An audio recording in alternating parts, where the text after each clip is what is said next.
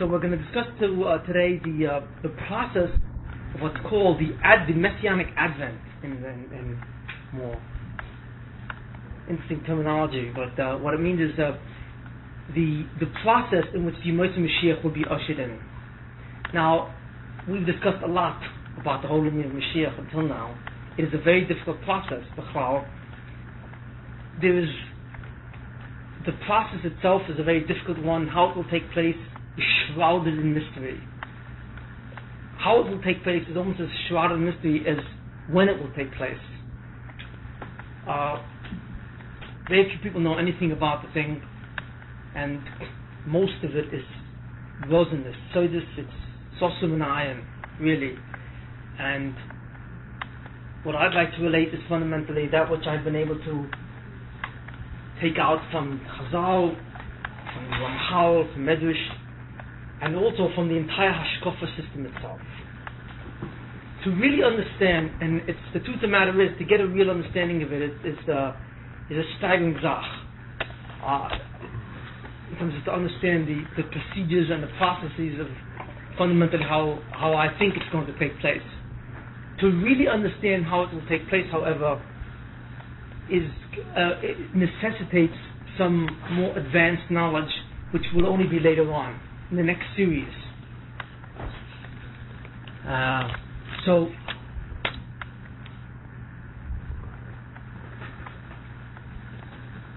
we're going to try and give the basic information which is necessary at this point from what the Sukkim tell us, what Chazal tell us, and what the Ramchal tells us, and try and go into it. As I said, to understand the pnimius of what's going to take place, you have to know more. Because, and this is the essence of the matter, to understand the Geula, you have to understand the Chet Avad Rishon. Because the Geula, the exact way that the process of Geula will take place, is exactly the reverse of the process in which the Golus took place. You see, it's the reverse, and it's a direct reflection. Now, there have been many times in the history of Klal Yisrael when the Golus has taken place, the Churban Beis Hamikdash and so on. But fundamentally, the process of the Yemos Mashiach, the Geula, which will be ushered in, is a direct reflection of the Zoyama itself and how the Zoyama was spread to the Bria. It's the removal of the Zoyama, therefore it's the reverse of the entire situation. And to understand how the Zoyama infiltrated the Bria is a very, very, very difficult Inyan, is a very big Inyan. And we have not even begun to cover it. As much as we've done, and we've done quite a bit, we have not even begun to understand how the Zoyama really went in. Because the Zoyama has gone into a number of different areas. The curse that the Bonishim gave to the Nachosh is the essence of the entire matter. You see. And there are many things that we have discussed, but there are ways that the Zoyama has infiltrated the Bria that are not yet known. We have not really discussed these things, and they're really at the heart of the matter.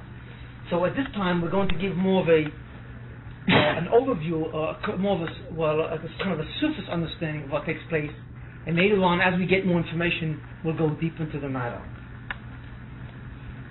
As we've said many, many times over, the essence of the entire Geula process is a two-step process. The whole Yemos Mashiach is a two-step process.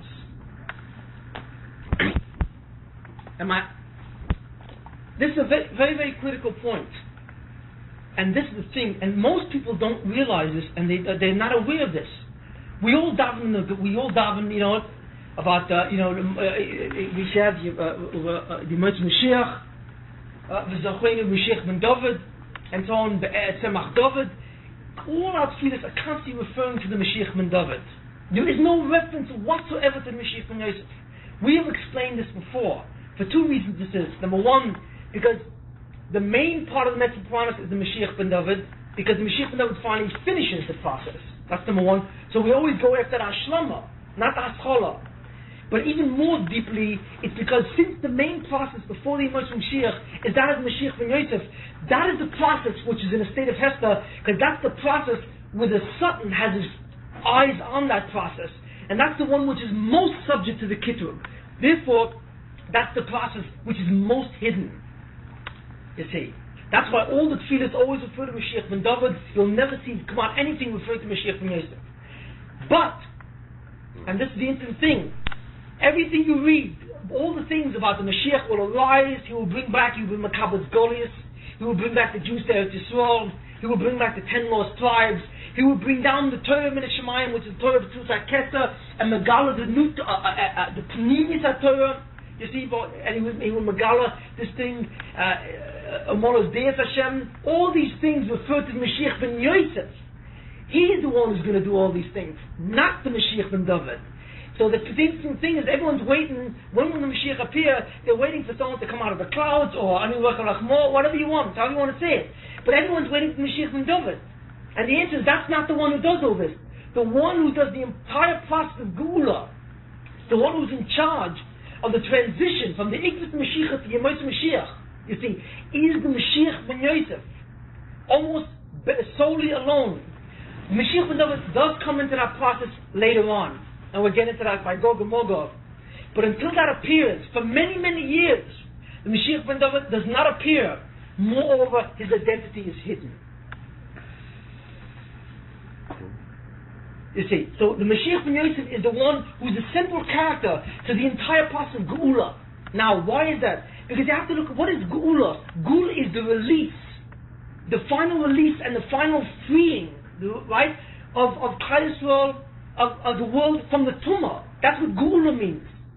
The only reason why you have to have Geula is because there's a state of Golus. If there is no Golus, then no Geula is necessary. In the matter of Adam Rishon before the Chet, there was no such thing as Geula. Why?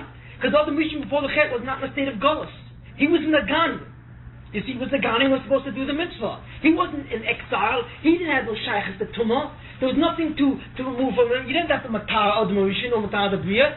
There was no Golus. There was no Klippas then. It was because of the Chet of Adam Rishon that the true Golus came into being. Golus meaning the expansion of the Tumah of the Satan into the Bria, into the substance of the Bria, and into the Neshama, and so on and so forth. Hence, once that happened, Geula became necessary. Because Golus was created. The expansion of the Zohar, or the Klippa into the Bria, that is Golus. That's what Golus is. The usurpation of all the concepts of Kedusha and the Urus into the hands of the Satan, when he's yoinik, the Urus, that's called Golus. That is Golus. Geula is the removal of the Urus from him, and the removal of all the Klippas and the Tumah from the Bria, so that the world stands in a Madrega of Kedusha, or at least in the potential Madrega to achieve a level of Kedusha. And the Mashiach ben Yosef, since he's the one who's in charge, fundamentally, the process of Mashiach ben Yosef is in charge of the whole removal of the Klippa, the Mashiach ben Yosef process is the one who's essentially in charge of the entire process of Geula. Therefore, at the end, when that process is personified into an individual called the Mashiach ben Yosef, remember, the Mashiach ben Yosef at the end, the actual person himself, is nothing more than the climactic personification of a process that has been going on since the time of Adam Rishon the Chet. You see, he is the climactic personification. He is in the embodiment in the person, in the being of the person who finally finishes the job of Tahara. That's what it is. This job of Tahara was done by many, many Mashiach ben Yosef throughout all generations, and by many, many Yidden who were attached to that process. But in the end, when that process is about to end, suddenly there appears in Klal Yisrael an individual who becomes the Mashiach ben Yosef himself, and who personifies and who actually brings the whole thing to a closing. So that's the situation. It is the Mashiach ben Yosef himself who then becomes in charge of the entire Geula process. Mashiach ben Yosef is in the transition period. He is the one who ushers in the stage called Yemos Mashiach. Once the stage of Yemos Mashiach is here, then the next individual appears, who becomes the personification of being Mekadosh the Bria to get up to Elam Haba. Who is that?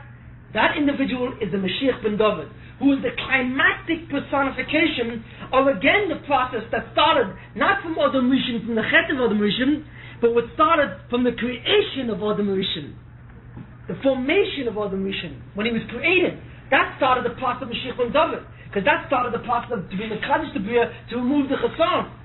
You see. So therefore, the Mashiach ben David process started from the beginning of Bereshis, from the beginning of the Yitzhak of Adam Rishon. The Mashiach ben Yosef process started from the Chet of Adam Rishon. And in the end, they both are personified. One, Mashiach ben Yosef is personified by the individual who climaxes the process of Tahara, and the Mashiach ben David is the individual who climaxes the process of Kedusha and brings it to its total fulfillment. Yemois Mashiach is also a process. In other words, in Yemois Mashiach, there will exist the Indian of Nachash. There is going to be a Yetzer Hara at the time of the Mashiach, but a very small one. It is the job of Klal Yisrael and the job of Mashiach ben David to finally and totally eradicate the Nachash himself. And by doing that, he removes the entire Chasson of the Bria. But he will only achieve that towards the end of the Yemois Mashiach. The entire Yemois Mashiach itself will be involved with the process of Kedusha, to ultimately remove the Nachash. But the Nachash will not be removed at the beginning of the Yemois Mashiach. The whole Yemois Mashiach will be involved in removing the final vestige of the Satan himself. The process of the Bria until the Yemois Mashiach is to remove the Zoyam of the Nachash. But the Yemois Mashiach is a process, it's not a finished state. Only Olam Haba is the finished state. Olam Haba is the state where the world will be in a state of total Kedusha, of Shlemus. You see, Yemois Mashiach, which is a part of Olam Hazeh, it's the end part of Olam Hazeh, is the part of time which corresponds before the year 6000, and it involves itself in the process of removing the ultimate Nachash himself, which really what Adam should have done before the Chet. In Adam Rishon before the Chet, when there was no Tum in the Bria, it was in the state of Chasson, but there was a Nachash.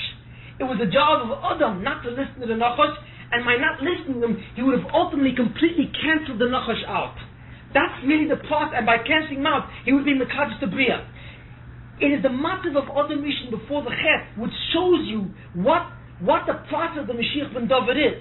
The process of the Mashiach ben David is very much similar to the process of Adam Rishon before the Chet, to remove the Kaddish the Bria and to remove the Nachash. And this is what will take place in Yemois Mashiach itself.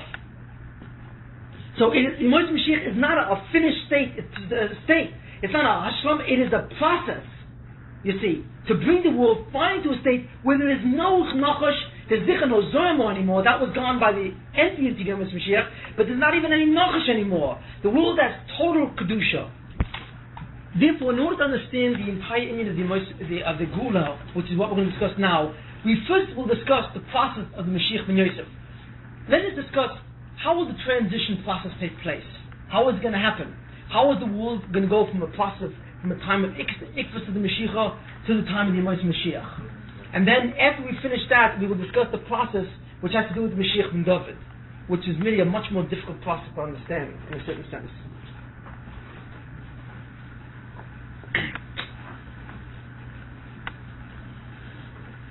The process of the Mashiach ben Yosef, which brings the Geula, is a process to bring the world into a total refuah. Once and for all, the sick man will be cured. The choila will have a refuah shlema. Like it says, this is the Indian. The world is going to have a refuah shlema. This is the essence of the whole matter of the Mashiach ben Yosef. The zoma of the Nachash will be completely removed. How is that done? Fundamentally, the removal of the zoyama, the removal of the klippas, is a two-step process. It happens in two stages. You see, what are the two stages? We learn the two stages when we go back to the first prototype of the Gula, which is when? Yes. The Gula by Yetzias Mitzrayim. Let's carefully analyze what happened by Yetzias Mitzrayim. And from there we can begin to see what will happen by the Gula Atida, because it says Acharis Kureshis. What happened by Yetzias Mitzrayim? Fundamentally, what happened was that Moshe Rabbeinu came up, and through the Makkos, the plagues on Egypt, he took the Jews out of Egypt. We call that Yetzias Mitzrayim. The Jews were out of Egypt, then they went ahead to the desert, and they headed from Har Sinai, and they came to Yam Suf. No sooner did they get to Yam Suf, they turned around and they saw the Mitzrayim running after them, attempting to destroy them. And then they went into Yam Suf, the sea split, and so on, and then finally Yam Suf destroyed the Mitzrayim. There are two steps going on over here. When the situation exists that the Bria is in a state of choler, when there's an union of tumah, what does that mean? What exactly does that mean? It means that there's an alvuvia, and this is a very important thing to understand. Alvuvia means is that the kedusha, the oils of kedusha, are in the hands of the Satan himself. He holds them and he feeds on them. Like it says there, Shavat ani matzot tishma, right? Matzil od ani megoizloi. The Satan holds in Zela, he holds the Yanika, the Oris, the Koyach from Klal, the Kedusha. If you want to take back these Oris from the Gazlan, from the Satan, in this case, the first thing you have to do is take the Oris away from the Satan. In other words, you have to restore the Oris to yourself by taking it away from the Satan. You must separate the Kedusha from the Tumah. That's the first step. That step is symbolized in Yetzias Mitzrayim. In bringing a complete Geula to Klal Yisrael, what the Mashiach, what Moshe Rabbeinu did, and Moshe Rabbeinu was the Mashiach ben Yosef. Remember, he was Mashiach ben Yosef in this time, that he was in charge of the whole process of Geula. You see, he would not have been the Mashiach ben David, since he was from Levi. The Mashiach ben David would have arisen later on in Eretz Yisrael, and would have brought Klal Yisrael up to a level where he was Mashiach, had they not done the Chet of the Ega. But Moshe Rabbeinu was the essence of the Mashiach ben Yosef. Everything that Mashiach ben Yosef does, he did. And everything that Mashiach ben Yosef ultimately will do in the final Gula, he already did. Which is the complete involvement with Gula. Gula on a total level. To be Goyal Klal Yisrael, to take Klal Yisrael out of the cliff of Mitzrayim, and to be Goyal the Torah. The Torah also needs a Gula. And this is the essence of the matter. We discussed this before at length. You see, that there are two things that require Gula. Klal Yisrael has to be taken out of the klippos, number one, and the Torah has to be taken out of the klippos. You see, and that's what Moshe did. Moshe took both Klal Yisrael and the Torah out of the klippos, meaning that Moshe was megala, the Torah, the areas of Torah which were necessary to bring the world to the tikkun at that time. That's the whole Indian of Mashiach ben Yosef. Mashiach ben Yosef is the one who takes the areas of the Torah out of its klippah to reveal its new form, or its main form, which is required for the tikkun. And that's what Moshe did. In doing that, how did he go about doing that? First of all, he took the Jews out of Mitzrayim, Yetzias Mitzrayim. So, by the time Yetzias Mitzrayim was finished, what did you have? You had the Mitzrayim in their land, and you had the Jews outside, heading for Har Sinai. You see. But they were separated. First, there has to be a period, or a separation of Kedusha and Tumah. How do you get the Kedusha out of the Tumah? It's a very difficult job, obviously. He had to klep Mitzrayim 10 times. He had to bang that klippa tremendously hard to finally let that klippa, convince that klippa to let go.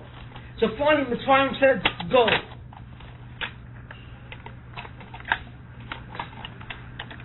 What did Moshe do? Moshe then took Klal Yisrael and began to bring them to Har Sinai. Now, as soon as Mitzrayim felt, which was the tumah, they represented the klippah. As soon as Mitzrayim felt suddenly that, wait a minute, where are the Jews? Where did they go? Suddenly, while the Jews were inside, you see, they did not know what it means to suddenly lose them. And this is the essence of the matter. That Mitzrayim, which symbolized the klippah, which symbolized the Satan, was for 210 years yonik on the Kedusha of Klal Yisrael by subjugating them. But as soon as Klal Yisrael took back all its Uris, because of the Shibud, and hence they were able to be released. Moshe was able to release them and take them out. You see, suddenly Mitzrayim looked around and felt a tremendous impoverishment, because they suddenly felt what it's like not to have the Jews anymore. So they actually felt Yerida in Kochos, because the Kedusha was no longer there. No, as soon as the Satan feels the Yerida in Kochos, he right away says, wait a minute, we must retrieve that ore. We must get it back. Because if we don't get it back, we will die. That's what Tumah knows. The Tumah knows automatically and on its own that if it doesn't get back to Kedusha, if it's not yonik, and if it loses it without getting it back, it will eventually die and disintegrate. So instantly Paro got up and said, let us go after the Jews. Why? Let's bring them back in Mitzrayim, and again, let us nourish ourselves with their koyach. So then what happened was Mitzrayim went after the Yidden by Yam Suf and attempted to retrieve them. And then Moshe said to Klal Yisrael, the second process will now go on. You have been separated from Mitzrayim. The Kedusha is outside of the Tumah. But the Tumah still lives. The Tumah still exists. And as long as the Tumah still exists, it is now, you are still in danger. Why? Because when the Tumah suddenly realizes that there's no more Kedusha in there, that this Klal Yisrael is out, suddenly the Tumah says, we must get them back, you see. So it runs after the Yidden. But it's not just runs after them and so on. The Satan runs after Klal Yisrael. Now how does the Satan run after Klal Yisrael? He runs up to the Bezdin Shemala and he starts doing the Katag again.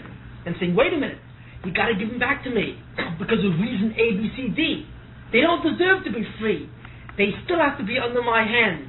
The din still demands that I should acquire them. You see, this is what the Satan does. And the Satan has a renewed, invigorated effort.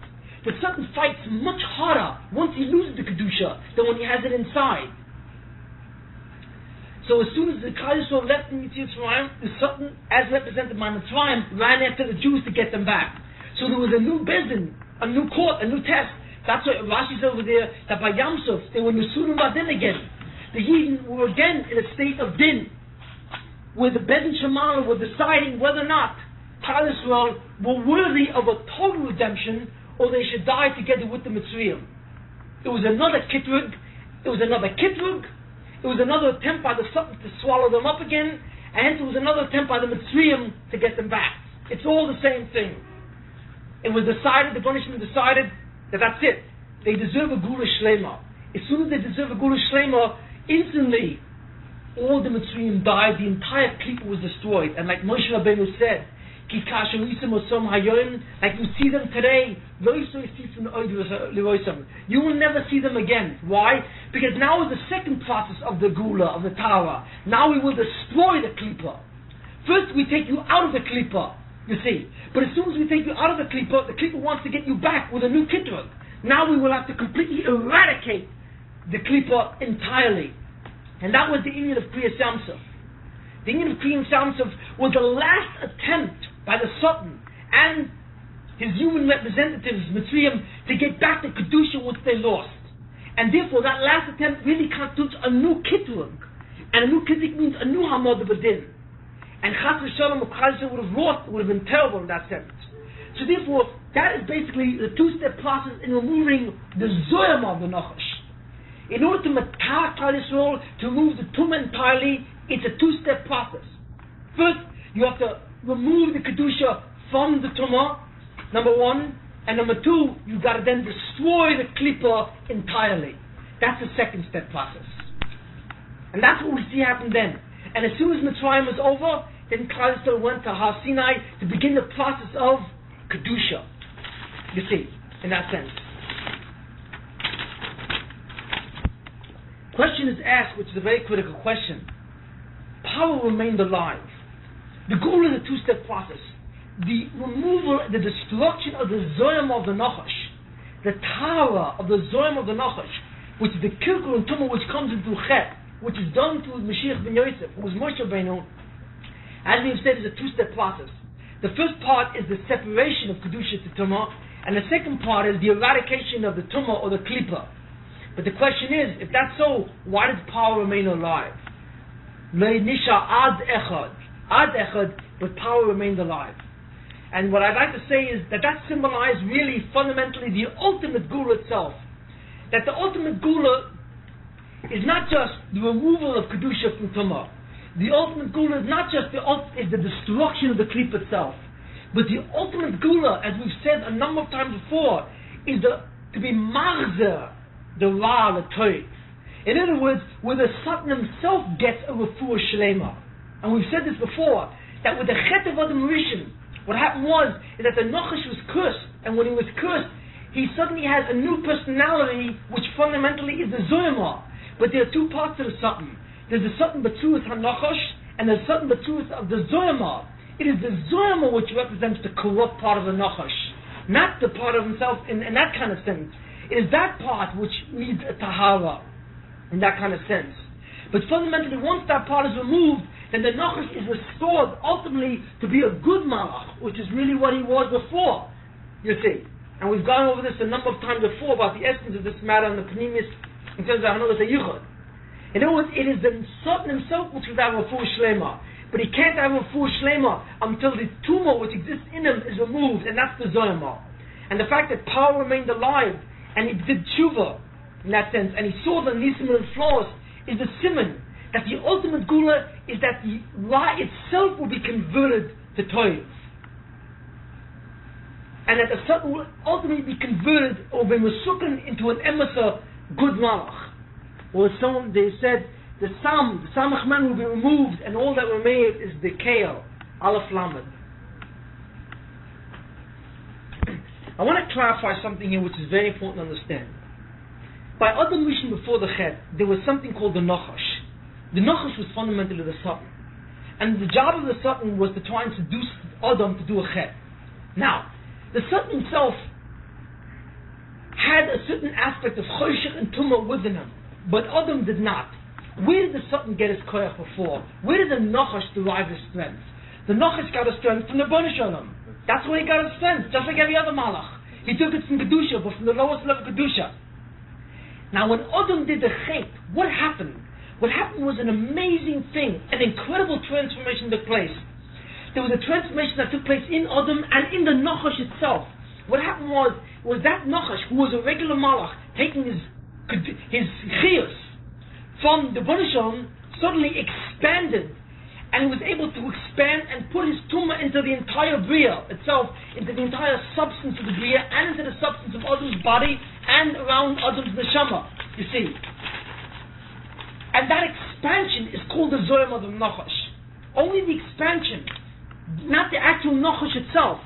The actual Nachash itself derives his chiyus from the Bnei Shalom. The Zoyam, which expanded into the bria, which was the tumah, where does it get its chiyus from? Its chiyus comes from where? From the Chet of Adam Rishon itself. That's where it got its chiyus. In other words, when Adam did the Chet, the oris that he should have had, instead he gave to the Zoyama, not to the Nachash. The Nachash doesn't need the oris of Adam Rishon. It has it from the Bnei Shalom, because that's how it lived before Adam did the Chet. What now happened was that the Zoyama took the oris of Adam Rishon. The tumah part, the evil part of the Nachash, which is the actual evil, which is the Zoyama. It was the transformation of the Nachash into a Zoyama. That's what feeds on the Chet of Adam Rishon. And that's what took the Oris. Now, when you go to a process of Tahara, and you take away the Oris from the Tumah, what are you destroying? Are you destroying the Zoyama, or are you destroying the Nachash? You're only destroying the Zoyama, because it is the Zoyama which is the corrupt, deteriorated part of the Nachash. That's the part which feeds on the Chatom of mankind. That's the part which is at war with men, to constantly try and make them sin, you see. And that's the part which is called Masal Onim Nigoizloi. The Nachash is not a Gazlam, because the Nachash lives on the Oris from the Bnei Shalom.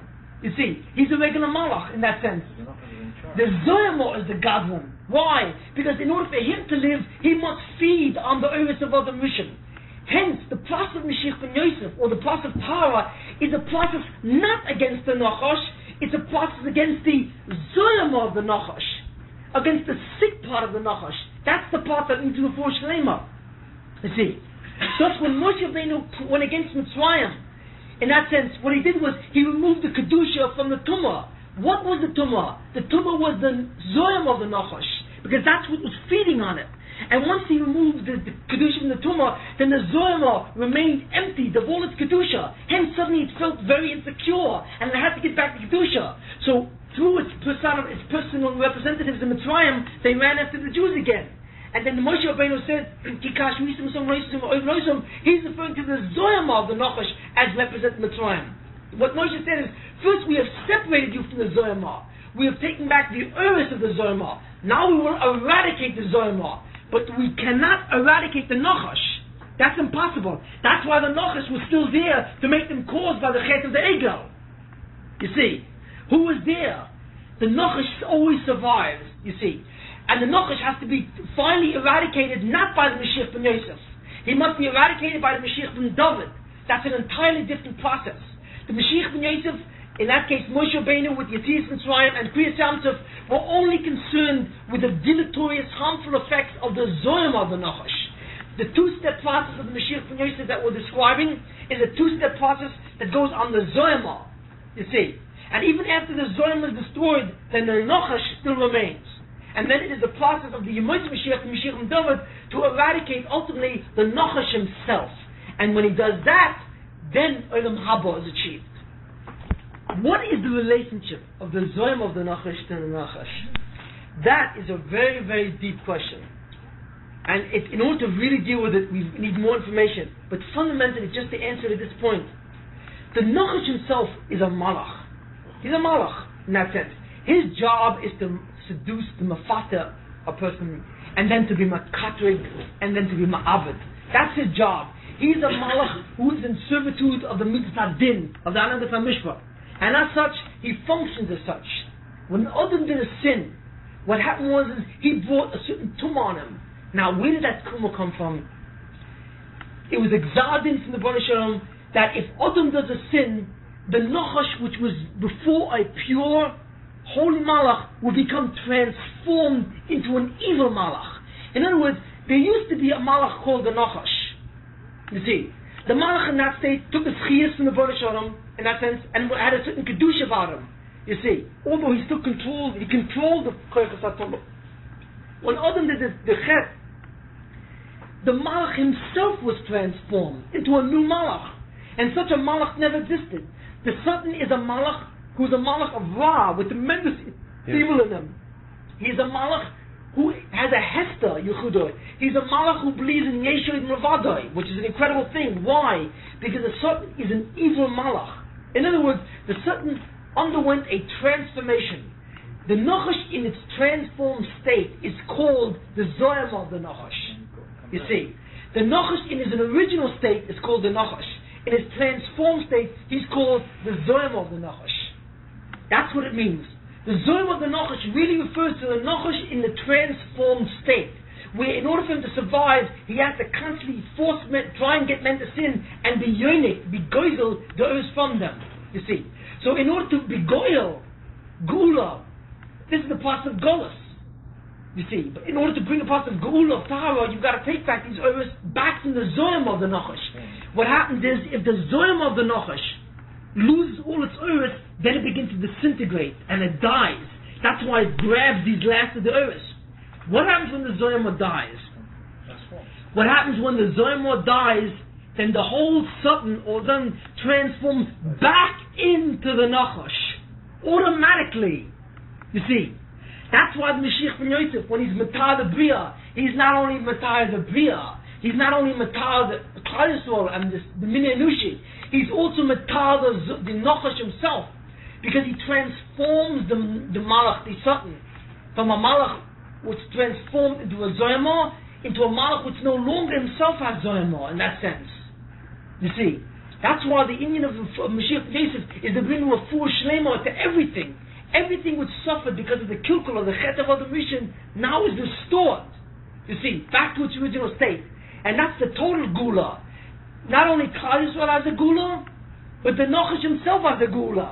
And this is the essential word. I just want to redefine one thing. Chazal say in the Gemara that the Satan has three functions. He is a mafater, he seduces man to sin. He is the alternative, that person, he's the Yetzer Hara that tries to make a person sin. He gives him the alternative choice to Kedusha. And then if a person sins, he is the Makatrik, he is the prosecuting attorney, he goes in front of the Bezdin Shemala, the Bezdin of Din, and he says, this person did a chet. And then if the Din comes out, according to the Midas Din says, if he did a chet, then therefore this man deserves to be ne'avad, completely destroyed. The Midas Din is not concerned with Tikkun. The Midas Din is not concerned with Refuah. It's simply concerned with one thing, you see. Did this man do the mitzvah? Give him schar. Did he do the chet? He's finished. That's all. It's simply it's concerned with the equality, you see, of as you sow, so shall you reap. That's it. It's not concerned with second chances or third chances.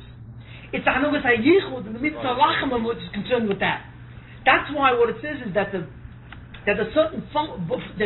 Satan as a Nachash is concerned with three things: to be mafater, to seduce, to be makatrig, to prosecute, And number 3, to be ma'abed.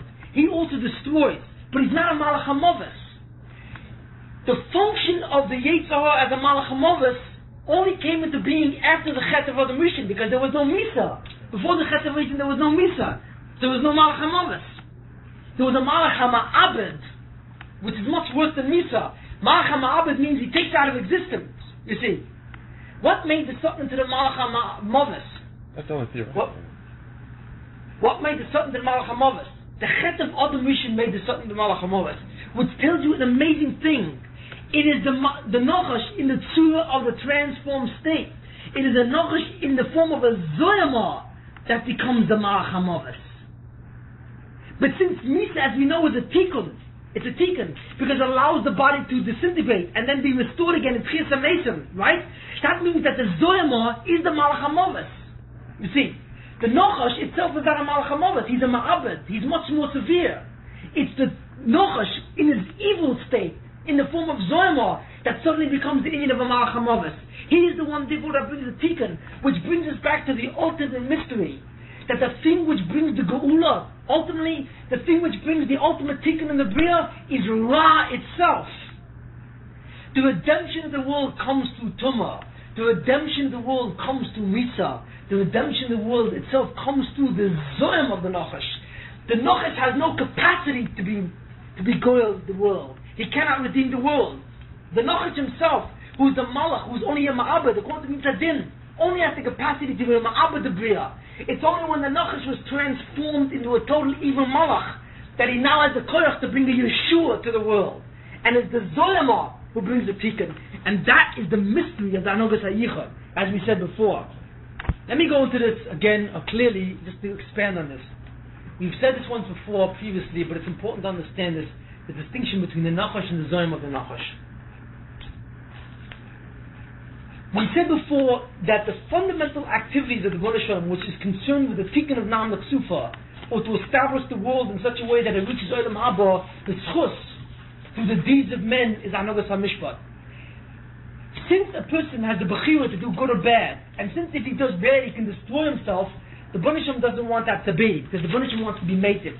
So therefore, there's an Indian called the Anogas HaYichud. The Anogas HaYichud is the activities which ensue from the Rebbeinu Shalom, which are designed to ensure that the world survives.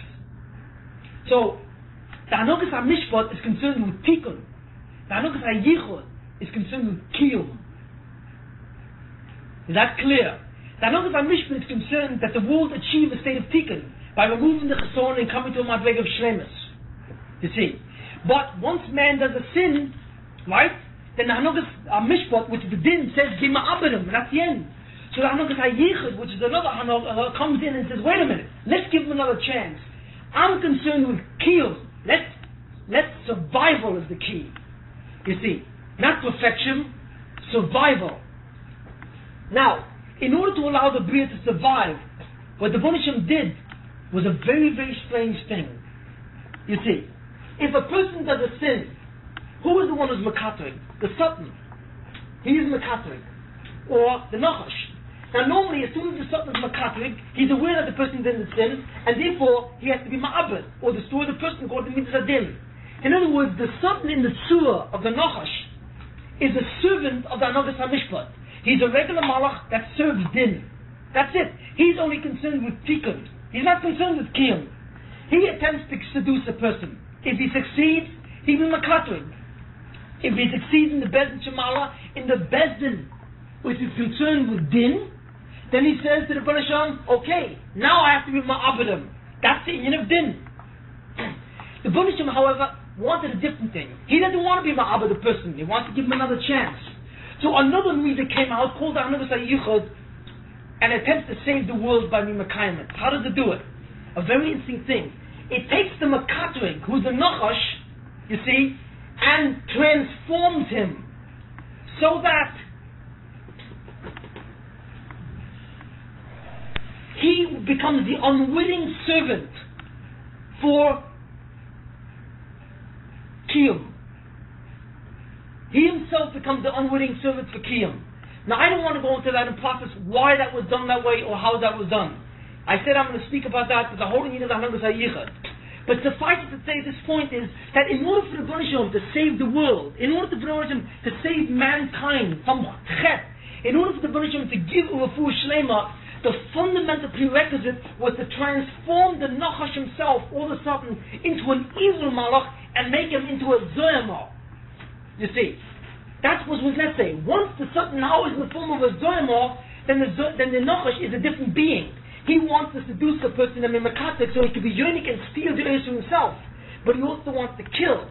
And by killing, you see, or by causing Yisurin, he also brings a foolish shlema to a person. You see. And because of the fact that he's evil, he does not any longer realize that he's doing this against din. And this is the thing. When the Buddha made the Nachash into an evil malach and into a zoimor, the Nachash is no longer aware that he was supposed to be a ma'abed. He is now satisfied with being mainness. That is the essence of the matter. Why that is another thing. But that's what happened. That's why the Buddha did that, you see.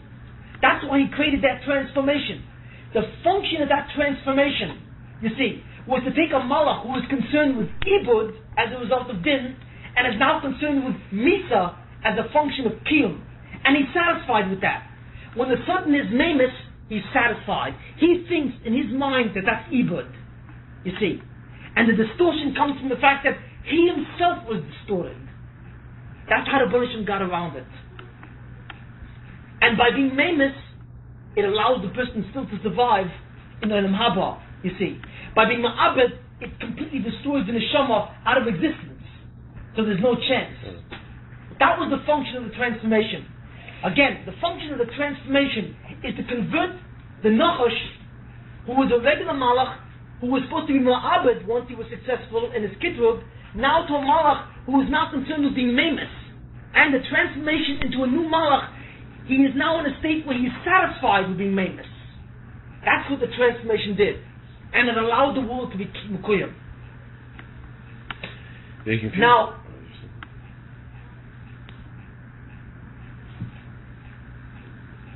from this we see a very, very important thing, a very deep thing, that the Nachash, we all know what the Nachash is. It's the Satan before Chet of Admission. It's the regular Malach. It's the Satan as a regular Malach, you see. Was once a servant of Din. But the Baruch said, I don't want you to be a servant of Din only. I want you to be a servant of Kiyum. In order to make you a servant of Din and Kiyum at the same time, which are really two opposite processes, I must transform you into a different Malach.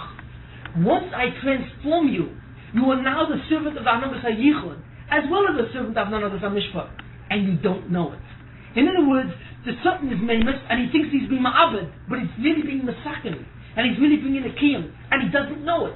He does not know that he is a servant of the Anagas HaYichud. How do I know this? Where do I get this information from? Basically, can I bring a raya that the Satan has no idea that he is bringing a Yeshua to the Bria and he doesn't even know it? You see, that's a staggering thing. I mean, he's not a fool in that kind of sense. I mean, how is it that a certain as big a Malach as big as certain does not know? But that's what it is. He cannot know, because as soon as he realizes what he's doing, he will instantly be mekatek, be ma'avid, you see. He will bring up the full force of the din. So the Baruch has to separate the din. He must hide the din in a certain way so that he can only function as a mamus. You see. How do I know that the Satan himself does not even know this? What we're discussing tonight is not even known by the Satan. And the truth of the matter is the Satan cannot hear what I'm saying. He cannot hear it. Why? Because what I'm saying has to do with Eretz of Torah. And the Eretz of Torah that I'm saying here really relate to a mokum that he has no shaykhs to. So it goes above and beyond them. He is insulated from this information. Where do I see this? One of the biggest chukim of the entire Torah, the biggest chok of the entire Torah, is the Torah Duma. You see, what was the function of the Torah Duma? The function of the Torah Duma basically is to be matire a person. If a person touches a dead body, you see, and he becomes tummy, becomes a nova tumah, such a person cannot eat kachim and he can't go into the Beis HaMikdash. So the Baruch said was the following: I will give you a way to be matire you. I will give you a way to remove the tumah. How? The Torah Duma. You take a red Torah, you mark with the Torah in a certain way, you burn its ashes, you mix it into water, and if you sprinkle that water on a person who's a tamei mace, who touches their body, right, that person becomes tahor. You see. How does the Paraduma work? How does the Paraduma make a person who's tamei to a person who's tahor? Nobody knows. That's why it's called a choik. You see. But of all the mitzvahs in the Torah, the only thing that the Torah calls a choik fundamentally is the Paraduma, in that sense. Why? Because that's the biggest chok of all. Why is the biggest chok of all? So Rashi says, because everyone will say, what's the reason for this? Now the truth of the matter is, why is the Paraduma a bigger chok than anything else? We don't know the reason for any other thing. Do we know how the Korban Olah performs its function? We know how a mikveh works? We know what the meaning of shatnez? We don't know anything of chukam either. We know kalayim? So what's the meaning of the Paraduma? The meaning of the Paraduma is that there's a contradiction. In other words, all the other mitzvahs that are chukam, we don't know how they work. We don't know them. We don't know the reason. That's why they're called chukam. If there's a mitzvah which we do know the reason, or at least it seems to be more apparent, that's called the mishpat. But one of the type mitzvahs which has no apparent reason, and the reason is hidden, it has a reason, but it's hidden, right? That's called a choy. The Paraduma is the biggest choy, not because its reason is hidden, or it's any more mystifying than a lot of other ones. No. Because its mechanism, or the way it functions in a direct contradiction. Why? Because when you take that parah, that water, which is called the mechatas, which is combined with the ashes of the parah, and you take that and you sprinkle it, you see, on a person who's tamei, that person becomes tahor. However, if that water is sitting there, and somebody comes along and touches that water or picks it up, he becomes tamei. Now the question is, how can the same water, you see, sprinkled on a tamei make him tahor, and if somebody touches it, he becomes tamei? How's that possible? That's a contradiction. We all know something called the excluded middle. Something cannot exist and not exist at the same time. You see, something cannot be true and false at the same time. That's impossible. So how can this water come along and be matar torim and matar tameim at the same time? Total contradiction. You see, that's why it's the biggest chok of all, because its reason is not understood and its mechanism represents a fundamental contradiction. Now, the interesting thing itself, what does the Paraduma do? Well, the Paraduma is matar the person from what? He's matar from tumas mace. But where did the mace get its tumah to begin with? Where? The truth of the matter is the mace got its tumah from the chet of Adam Rishon. Because before the chet of Adam Rishon, nobody ever died. So when Adam Rishon died and the tumah went into him, and because the tumah went into him, he had to die. The tumah that a person has when he died is the tumah that originally was from the original Zoyim of the Nachash. That's where it comes from. And the Paraduma is the mechanism which can remove that Zoyim, you see, that comes from the original Nachash. The mei chatas, which the water of the chatas removes that zoymo in that kind of sense. Now the interesting thing is this: what is the Paraduma itself? It's matar term and matar tameim. Now, where else do we find this strange contradiction? Didn't we just find this contradiction in the Satan? What does the malach, the Satan, do? The Satan is matar term. How? Because he seduces the person to sin, and when a person sins, he gets tumah. You see. So what does the person do? What does the Satan do? He has the ability to take a person who is tahor and make him tamei. Right? That's the union of the Nachash. The Nachash is metamei tahorim. You see, Adam Rishon before the chet was tahor. He did the chet, he becomes tamei. So fundamentally, the function of the Nachash is to metamei tahorim. You see. But the zoyim of the Nachash, you see, by applying the union of Misa, is metame, is metare tahurim, metare tameim. He does the reverse, you see. And that was the reason of the transformation. When the Buddhism transformed the Nachash, so that the same malach which causes the person to sin, and therefore takes in tumah, is the same malach which removes the tumah, you see, by destroying him in such a way to bring him a tikkun. So it's the same malach who does two opposite things. Now we all know the Gemara says, "En katega nase senega." The same malach who's a prosecuting attorney cannot be the defense attorney, right? You can't have both. Yet the Satan is both. He is both. He is the only malach who has two functions. Not only does he have two functions, but he has two antagonistic functions. As the Nachash, he is Matame Toyim. As the Zoyim of the Nachash, you see, he's Matayah Tameim. He's the same Malach doing two functions which are exactly antagonistic to each other. Where else do we find this? We find this in the Por Duma, which means that the Por Duma, or the mechanism of the Por Duma, contains the mystery of the Hanagas HaYichud.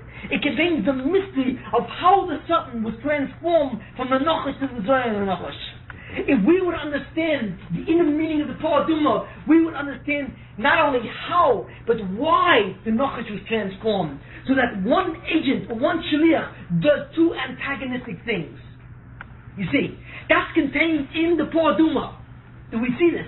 So the Por Duma, the mystery of the Por Duma contains the mystery of the Hanagas HaYichud, which is the mystery of the ultimate inner transformation of the Nachash himself.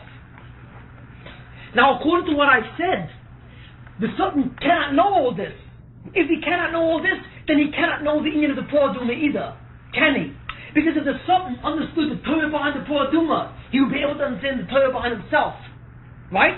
So therefore the Sultan cannot know the inyan of the Por Duma either. Where do I see this? The first Rashi in Chukas.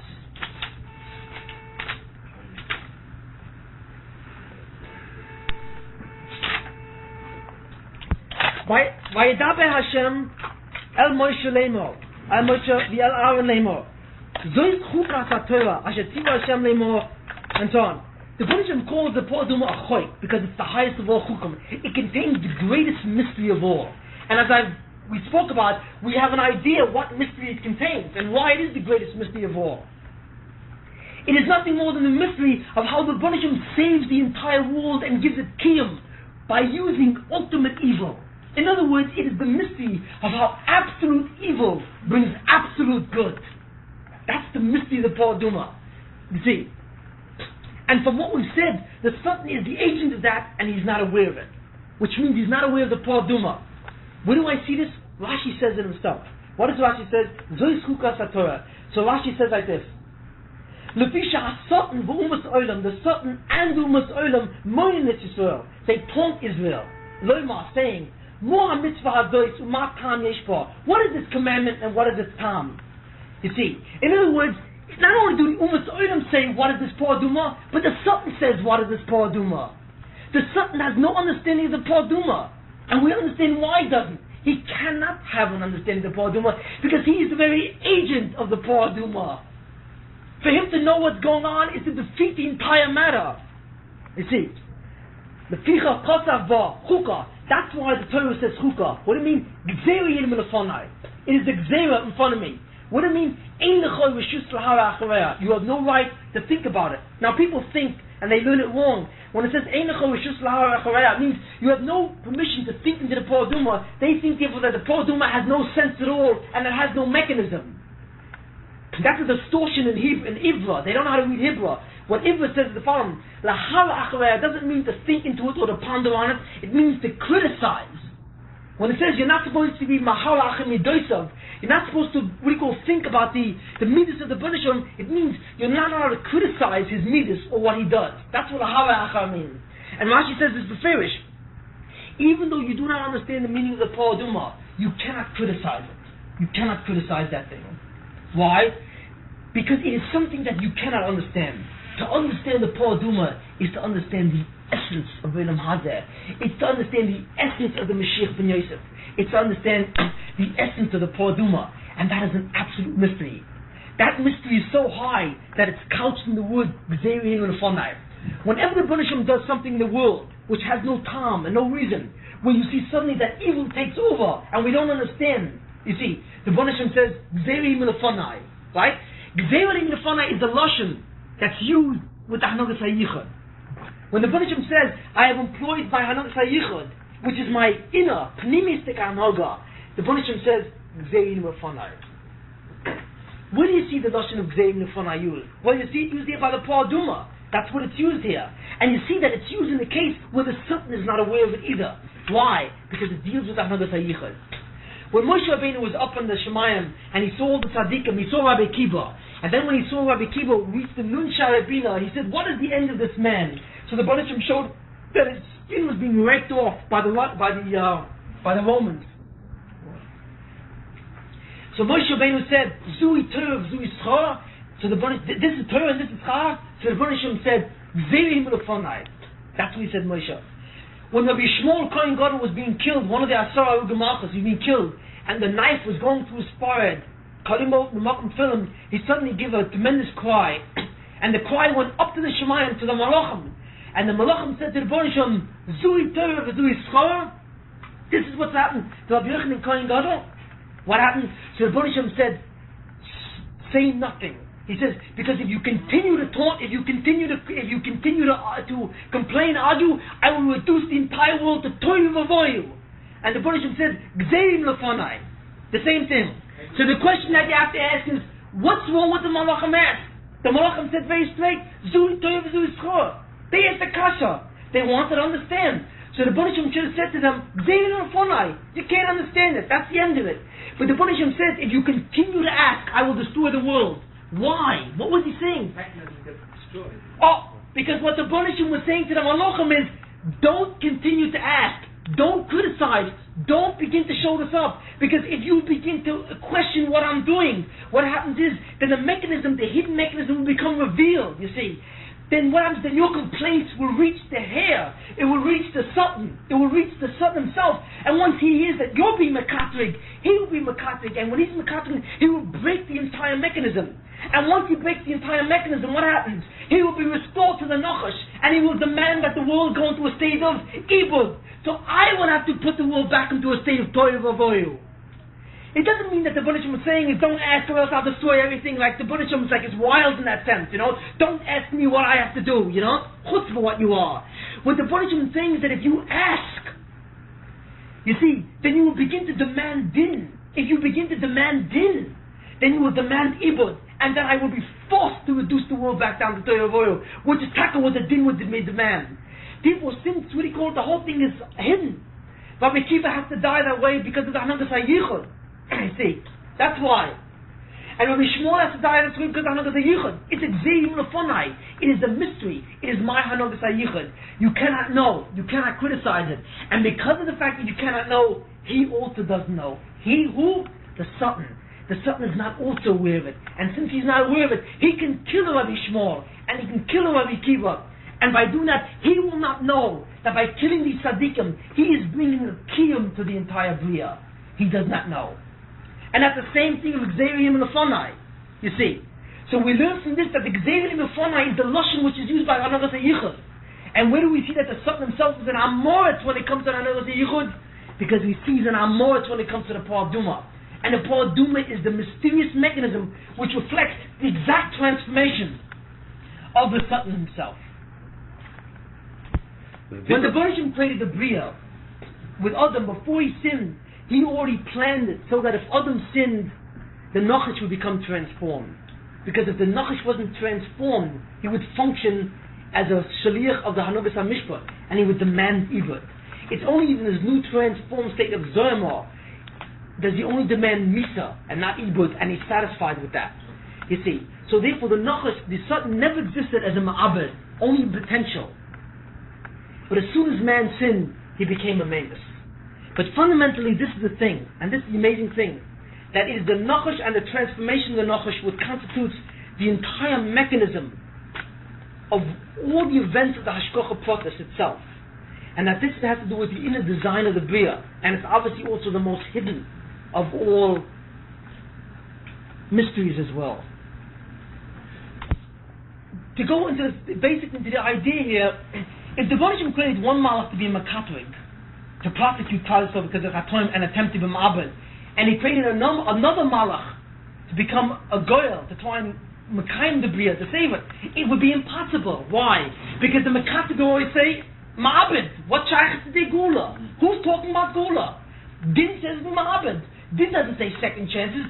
Din says, you did the job, you get paid. You didn't do a job, you don't get paid. That's all. You don't come back tomorrow and try again. Din is not concerned with that. The mitzvah adim. Hence, if there will be another malach that will be in charge, you see, of trying to give him another job, the din would never even allow it. So the only way to get around that fundamentally is that once you create the world in din, and you have to do that because of Nam Niktufa, that's what comes from that side. But once the world is created in din, You see, then the only way to save the world, if the din falters, rather if Kaisel falters and they do Chatoim, is to make the Baal Din himself the Masakin. He himself has got to bring Yeshua. But how do you do that? How can the same one, you see, be Mekatrig and try to be Ma'abed and bring a Tikkun at the same time? You see, how could the Sanega be the Katega? That's the whole thing, you see. That's the thing. To have a world, to design a Bria where you have a Katega on one side and a Sanega on the other would never work. Because the Katega would never allow the Sanega to function. Because the case is so strong. Once the person does a Chet, you see, he's in the hands of the Katega, the prosecuting attorney. And the prosecuting attorney has the ear of the judge. There's no way to get... The defense attorney would stand up and has nothing to say. You see. So the only thing that what the punishment had to do was to make the Katega the Sanega himself. In other words, the prosecuting attorney would become the defense attorney. Now the question is, how in heaven's name, no pun intended, could the Katega become the Sanega? How is that possible? How can the same being, how do you split that brain? That is the mystery of Hagas HaYichud. But it only had to be this way. And the way it was achieved is by making the Satan into an evil malach. Because once he was evil, he is not aware anymore of certain things that are going on. I don't want to go into the details of that. That's the mystery of the situation. But once he became an evil malach, you see, he's no longer aware of what's clearly going on, and he's not so much concerned with Ibud, he's not satisfied with Mitzah. So therefore, we have a new kind of being. The Satan, Betus HaZoyma, the Nochis Betus HaZoyma, in that state is a malach which is capable of doing both jobs at the same time without knowing it. This was the multiple personality. This is the schizophrenic that was created by the Bnei Shalom. The Bnei Shalom had to create a schizophrenic malach in order to do the job in that kind of sense. You see, is to somehow conceal from the Mekatrig the fact that Tikkun is taking place. But the only way to conceal that from the Mekatrig is to make the Mekatrig himself do it.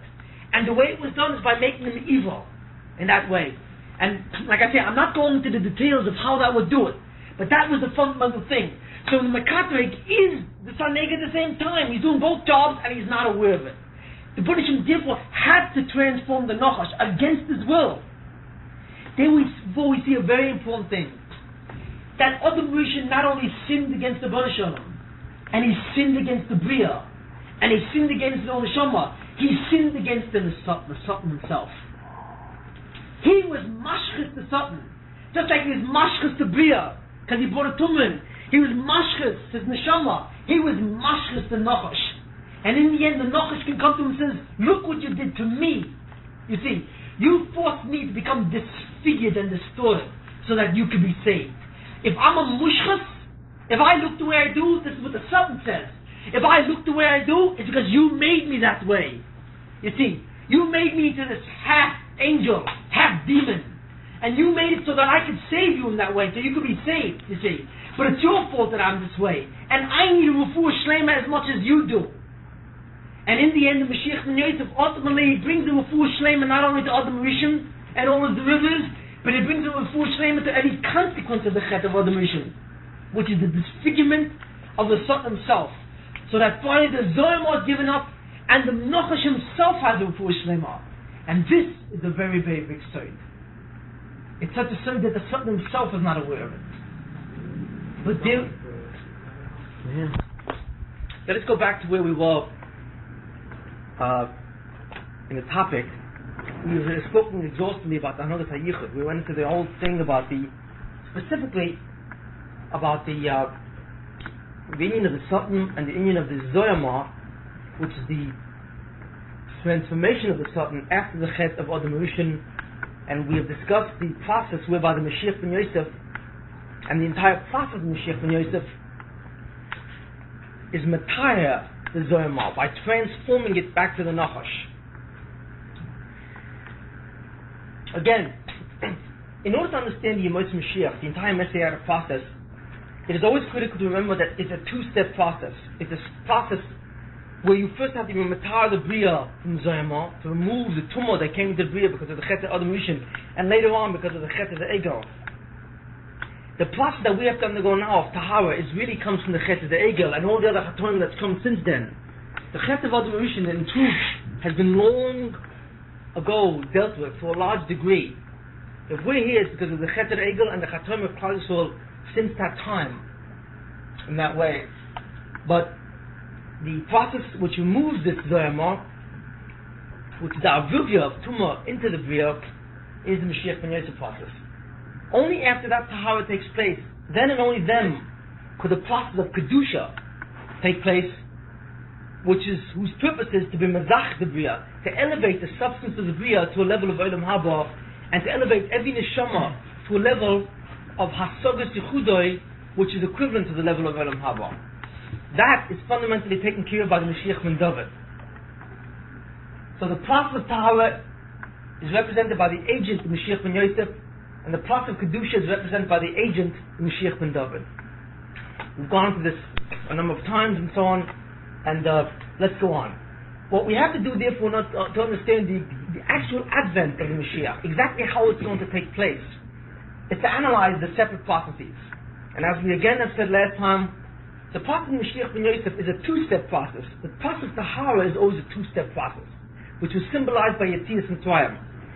The first step is to remove the tumah from the Kedusha, to separate them.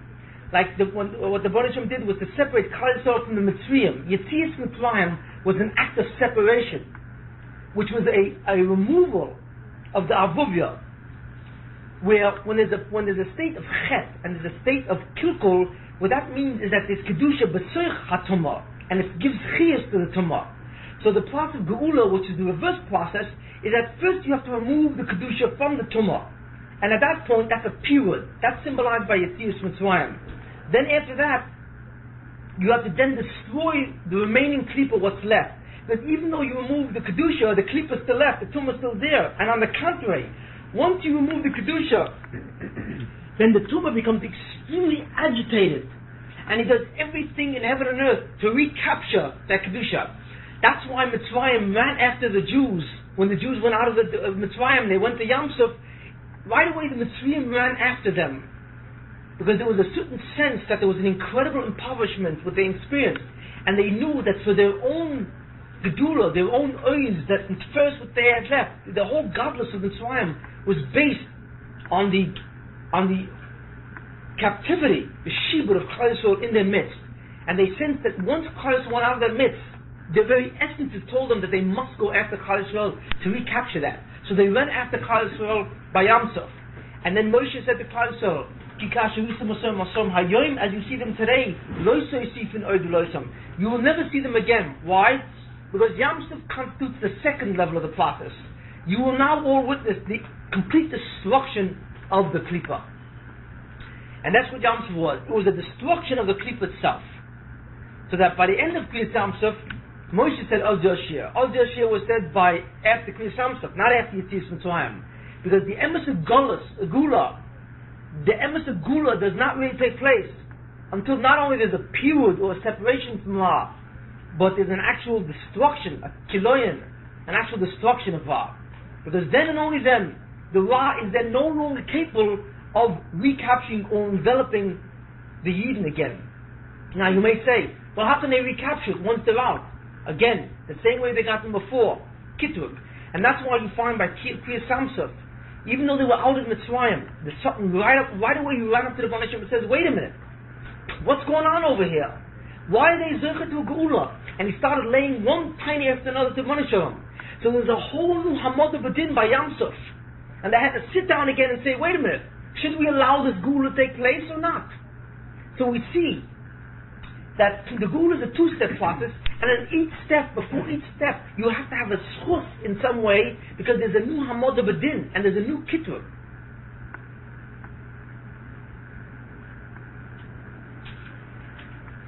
In the process of Mashiach Ben David is a totally different concept, because once the Klippa is completely destroyed, and the Zoyma is gone, the world then exists on a level where there is no more any Avuvya. The world is free of Tumah.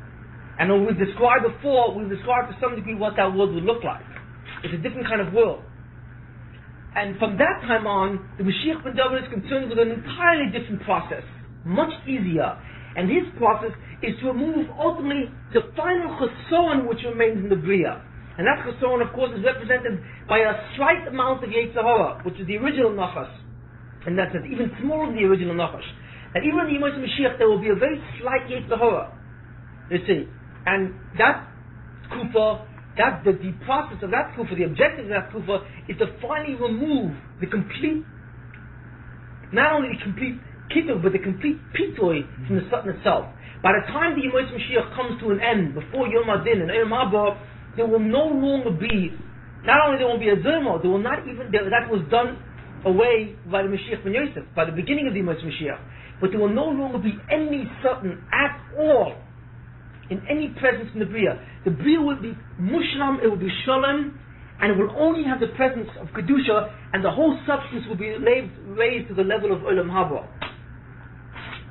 What I'd like to discuss today, now, is the details of the inyan of the Torah process with the Mashiach ben Yosef. And when we finish that, we will then go after that into what we can understand about the process of Mashiach ben David, which is in a certain sense more mysterious and more difficult to understand. And then finally from there to the inyan of Tchias HaMesim, Yom Adin, and Olam Haba. We will discuss this too. There is very little written on this, obviously. And I will not discuss tonight fundamentally how the process of Mashiach ben Yosef throughout history has taken place. We've gone into a great deal of that. But what I want to discuss is what happens to the Bria, to the world, which is at the climax of Tahara, which is one step away. I hear away from the Gula itself. You see, what is that? What happens? What begins to happen at that point? And basically, I believe in the many, many reasons and so on. We are just about at that point right now. You see, and the question is, what is going to happen? Now, like I said also again last time, which is very important to understand, that when Kaisel davens to the Mashiach that there should be a Geula, fundamentally what they're davening for is the agent of the Mashiach ben Yosef. Although most people don't know that. They think that they're davening to the Mashiach ben David. They're not. The Mashiach who is in charge of the entire process of Geula is the Mashiach ben Yosef, not the Mashiach ben David. Why is that? Because the Mashiach ben Yosef is in charge of all aspects of Tahara. And Geula only exists because there's an inyan of Golus or Tumah. If there were never an inyan of Tumah, if Tumah never came into the Bria, and if the Kedusha never went to Serach Klippas, there would be no need for Geula. Everything would be in its proper place. It's because of the fact that the world experienced Kilkul, because since the Chet of Adam mission until now, that Geula is necessary. And the Mashiach of the trained Mashiachin, of the two Mashiachin, the Mashiach who's responsible for the process of Geula is the Mashiach ben Yosef. But this goes on throughout time, throughout history. As we get to the end, right before the Moshe Mashiach itself, it means that the entire world and all the Jews of the world have already succeeded in removing most of the Tahara. Now mind you, and this is very important to understand, don't be fooled or deceived by the way the world looks. You may say, what? How can you sit there and tell me that the world is almost naki from Tahara? The world has never been any worse in terms of Ruchnias. There are fewer from Jews, and fewer people who learn, and less emes, and less kedusha, and less chesed in this world than there's ever been since the time of Adam Rishon. You see, so how can I sit here and tell us that that in a time like this, which exemplifies almost total shlita va, we're almost at the point when Kaisel has succeeded in almost a total tahara. You see. And the answer is basically, as we've said many times, that's because we are on a Be'ita mode. If we were on a Be'achishena mode, in that case, it would be a totally different story. Then as we approach Yemos Mashiach, Kaisel will be Kulam Tzadikim, Kulam Kedoshim, and the Mashiach would be a Tzadik, and it would be a Kodesh, an obvious one. You see, if you're on that track. But when you're on the Be'ita track, then you're on the Hanagat HaYicha track. That means that there's greater and greater Tigboris of Gura, greater and greater Shlita of Va, more Yisur, more Choshech, more Hester in the Bria. So that by the time it comes, there will have been so much Hester that suddenly, at a certain point, there's an instant light right after that. Which means that if you're on the Be'ita track, where it comes Mekitzai in a certain case, the world will be in the highest level of Tigboris Ra, of Choshech, that it ever was. And right after that, it begins to go into the highest level of Or. That's what the Be'ita track looks like. Now, that still doesn't explain how that's possible. You see, I'm just explaining the fact that it is. How is it possible for the world to be almost at the full point of Tahara and yet be in the hands of the Satan himself? And the basic answer to this, without going to Arichos, is that it's a complete deception. And the Satan is fooled and everybody's fooled. Why? Because there are two fundamental elements. There's what's called Tigbur Surah, and there's what's called true control of the Satan. The fact that the Satan is entering into the Bria, and he has more and more control, and there's a greater Choshech, doesn't mean that he is stronger. Such. It simply means quantitatively, he looks strong. He's spreading himself extremely thin. But what happens is, the more he spreads himself, the thinner he gets, the more koyach he loses. You see. And we once give the mashal, in the case, we explain this at length by the Umas Olam, about the qualitative and the quantitative differences as the Jews go from one creek to another, and so on and so forth. So what happens is, if you have a certain country that you want to administrate, as you keep on, if you're an emperor, for example, or conqueror, wants to administrate many lands, the more lands that he conquers, the less power that he has. Really. Why? Because as he conquers more and more countries, it's much more difficult to control them. You need a much larger army. You need an enormous standing army to control, let's say, 4 countries than it is to control one.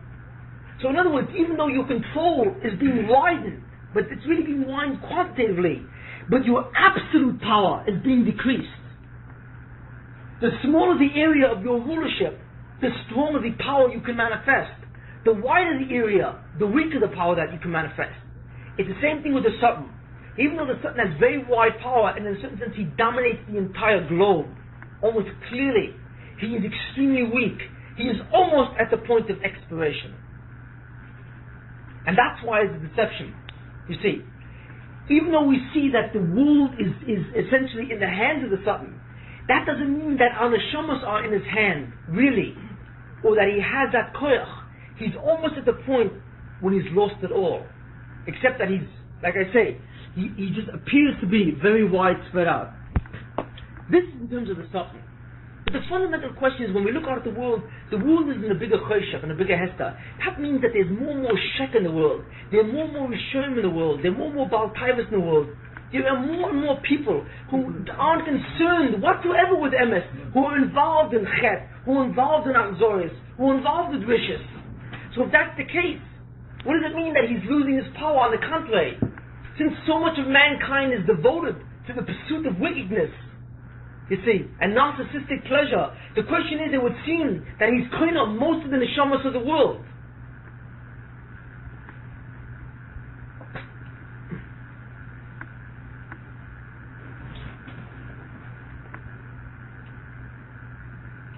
In order to answer this, and to understand why this is a complete deception, in a sense, we have to go back again to the original tachlis of the Bria. If you recall what we said, the world exists, Olam exists, in order to give a makom of nesoyin, so that a person could be koina to avoida hischan Olam haba. In order for a person to be koina hischan Olam haba, he has to choose. He has to have bechira, where he chooses between good and bad. He has a yetzer tov and a yetzer hara. He chooses. If he chooses correctly, what happens is, he brings Olam Hazeh, which is a state of Chasson, to a state of Olam Haba. And he begins to elevate the world itself, in that sense.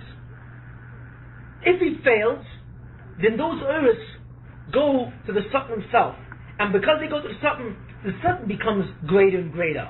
Now, what happens to the person? And this is the Nakuda.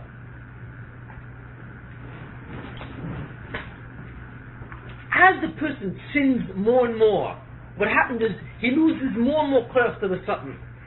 As he loses more and more koyach to the Satan, he loses more and more bechira. He becomes less and less able to be boicha. In other words, the world becomes ruled not by the Hanogas HaMishpat, but by the Hanogas HaYichud. The Hanogas HaMishpat is designed to see that man has 100% bechira and the ability to choose, so that he has 100% capability of being masak in the Bria, the world. But as he sins, and he goes into more and more sins, he begins to lose the ability to be masak in the Bria, because his bechira gets less. Hence, he becomes more and more of a rasha. But that rishis which is being manifest, or what's being observed, is not a rishis of bechira. It's a rishis really of the consequence of previous deeds. In other words, he begins to manifest many maisim morim that are really not part of him, in a sense, simply from the fact that he's losing bechira. The greatest hope of the Satan in this world, what the Zoyama really wants to do, you see, is not to get men to sin. That's not his objective. And to see that men don't get Olam Haba. He wants something much more subtle. You know what the Satan really wants? What the Satan really wants is, he wants to convert all humanity into a world where there is no more any Bechira. Period. Why? Because as long as there's Bechira, there's a threat to him. As long as there's Bechira, there's a possibility of being Mezach the Bria and removing him. You see, as long as there's Bechira, then there's a possibility that the person will take the Eretz of Kedusha for himself, and the Satan cannot survive. So the only way the Satan realizes that if he makes the person sin, he will take the Kedusha. But he wants better than that. He wants a guarantee. He wants an absolute sense of security. There's only one way the Satan gets total security. Not by making people sin, because they can always do tshuva. The only way to get things is to make people sin to such a degree when they lose their entire Bechira. And once that happens, they no longer are capable of taking away his Eretz. He has total security. That's what he wants. Now, in the entire Bria, there's only one people that he has ever succeeded in doing that to. Amalek. Exactly. Amalek are people, is a person, an Amalek is a person without any Bechira whatsoever. At all. Amalek, therefore, is a total eved of the Satan. He's the deepest creep of all. You see. And Amalek is a person who's absolutely no threat to the Satan. Because the Satan is killing him completely. Now, if you're looking at Amaleki, right? And so on. You say, well, this man is a total Rasha. But he's a total Rasha because he's totally dominated by the Anugas HaYichud. He's a complete Rasha because he's completely dominated by the Satan. That's why he's a Rasha. There's no Bechira here. It's not a true Rishis. A true Rishis is one where a person chooses to do that Rishis. But once a person is confined in the prison and is forced to do the Rishis, that is no longer an emissary Rishis. That's a Rishis which has to do with the Tikvur Sarah. You see, this is fundamentally what has been happening. Since the time of Adam Rishon after the Chet, what it is, every time people do sin, what the Baruch Hashem does is, he lets the Satan go into the Bria a little further. As he goes through them in, the Satan takes more of the Uris. But the thing is, as he takes more Uris, it's not only the Uris he takes, the Baruch Hashem allows the Satan to also invade the human species, mankind, so that there is an actual diminution or a reduction of his Bechira level. This is the thing. This is the most powerful consequence of the Chet of Adam Rishon, and the most powerful consequence of the Chet itself. Is the fact is that when you give yourself over the Chet, you put yourself in a position where your Bechira is being reduced gradually. You see, in that sense, this is really the essence. When Adam Rishon did the Chet, Adam Rishon before the Chet was a person with 100% Bechira. He had total Bechira, you see, and total control, and the Satan was outside of the Bria. But after the Chet of Adam Rishon, when the Satan entered in, it began to diminish his Bechira, so that after the Chet, and his children never had the same Bechira as he had before the Chet. And the next generation had less, and less, and less, until it goes down to the end of time, until you approach the Kates. That means, as you approach the Kates, in that sense, what happens is a very strange thing. The only reason why you're approaching the Kates is because people are doing more Mochatzayim, so Klal Yisrael is not Zerchet to Geula because of their Maisim. There's Chusim. There's Zerchet with, from another standpoint, from the Kates itself, which means Yisurin. So what happens is, the Satan is beginning to invade the Bria more and more. The more Chatzayim, the more invasion. The more invasion, the less Bechira. So therefore, the world begins to look like there's no Bechira. It begins to look like more and more Rishoyim inhabit the face of the planet. Why? Because more and more people are losing their Bechira completely, or to very large percentages. As these people lose their Bechira, the world looks like it's occupied by more and more Rishoyim. But these are not true Rishoyim. These are Rishoyim, you see, who are after the fact. These are Rishoyim who exist, machmas the fact that they no longer have any Bechira. You see, true Rishonim are Rishonim who people who have Bechira and say, I want to be a Rasha. Those Rishonim who are Amalek and Titan. The world is no longer Zoicha to Emes Rishonim. And this is a very strange fact. You see, as we get closer and closer to the Kate, the world loses its true Rishonim. A true Rasha is a totally different entity than the Rishonim that you see now. A completely different entity. You find the same thing in Klal Yisrael.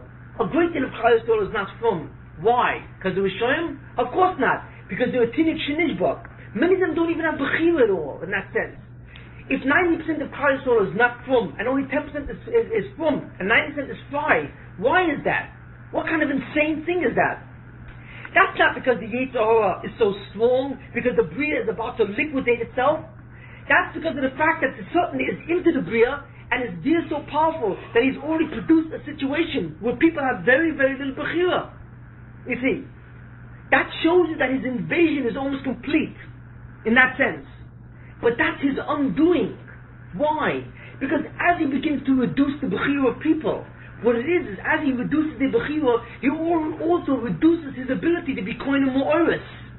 Because someone who has no Bechira, just like he cannot be mashchus, he cannot be mesakim. Just like he cannot produce a kilkel, he cannot produce a tikkun. So where's the something he get his oris from?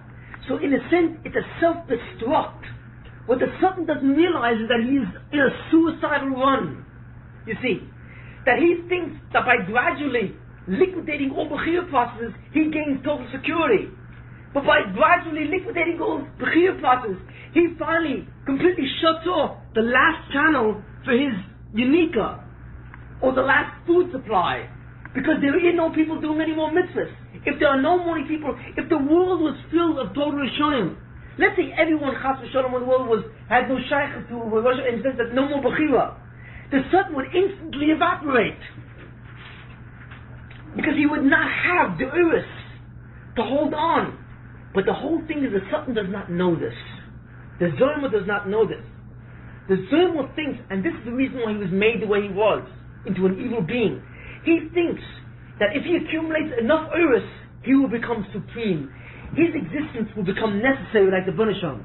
That he will be just like the Banisham himself, and he will have absolute existence. That's his thought. He thinks it's a question of just a mere quantity of Uris that he has to establish. It's here. But what he doesn't understand is that an infinite amount of Uris will never give him that koyach. Because nothing can give necessary existence unless you are Elohim yourself. Nothing has existence by virtue of itself unless you are God. Everything has existence because it was given to you. So it's a dream that cannot be fulfilled. No matter how many Kedusha you have, you'll never do it. And the entire thing is a contradiction in itself. If for your existence you have to come on to Kedusha or to sustenance which is outside of you, how in the world will you ever develop a personality or a nature which never needs anything at all?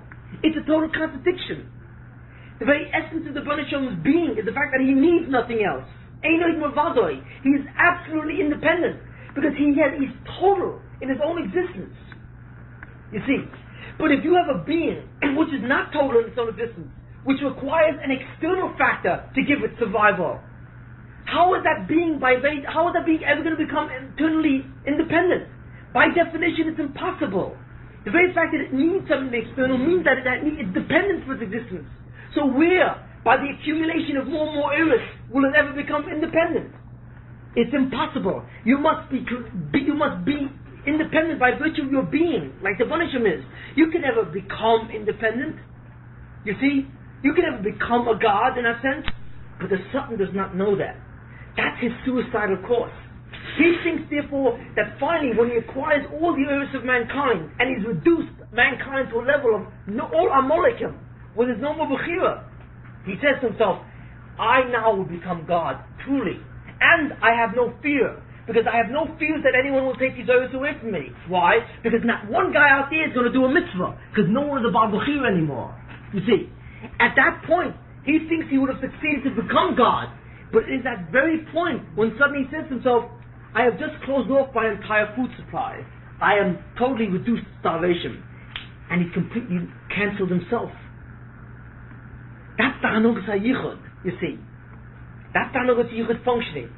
So this is what basically is going on. That's why when you have a generation who looks like the Ikis Mashiach, which is Be'ita, it looks like the world is full of Choshech and individuals are full of Sheker. But the truth of the matter is, the Sheker that dominates the world, the Achzoris that dominates the world, is the Achzoris not of Bechira. It's not an Achzoris which comes from Mishpat. It's an Achzoris which comes from Yichud. It's an Achzoris which simply comes from the acquisition of the Satan himself and the interplay of the Satan with people who no longer have any Bechira. That's not an Achzoris. That's an Achzoris which is Yisurin. That kind of Achzoris is Mesak in the Bria, because that draws back the earth away from the Satan back into humanity. You see, that constitutes the ultimate deception. That is why, even though Ikh Mashiach looks like a time of complete Choshech and Hester, it is a time of Choshech and Hester. But the Choshech and Hester, the fact, for example, that 90% of the Jews are not from, the fact that the Goyim have such incredible eyes in the first, the fact that they have such a tzloch and Rishonim are so much tzliach, is not an aspect of Mishpat. It's not an aspect, you see, of true Rishis, of true Sheker in that sense, which has a koyach of being mashkas and being mekalkel the world. It doesn't. It simply is that because it's simply a Rishis and a Sheker which comes in simply because of the fact that the Satan has greater and greater shlit in the Bria. But there is no hashchosa with that shita. The more the Satan rules the world, the less hashchosa he's capable of. The more he rules the world in that sense, the less bechira there is, and therefore the less kilkul can come into the bria, the less true damage to be done in the bria. So that by the end of time, a great deal of the world is consumed, is constituted of individuals who no longer have great deal of bechira. So therefore the world is fundamentally emptied out of any ability to do damage anymore. You see, that's number one. In addition, because of the fact that the Satan is in the bria to a large extent, his koyach to give you suin is also a great extent in that way. And because of that, in addition, as he gives more and more Yisuin, his oiris are also drawn back to the world, to people. And as they're drawn back, in that kind of sense, they're drawn back so he begins to weaken, and the world begins to get a tikkun unto itself, so that it begins to establish almost a state of tahara.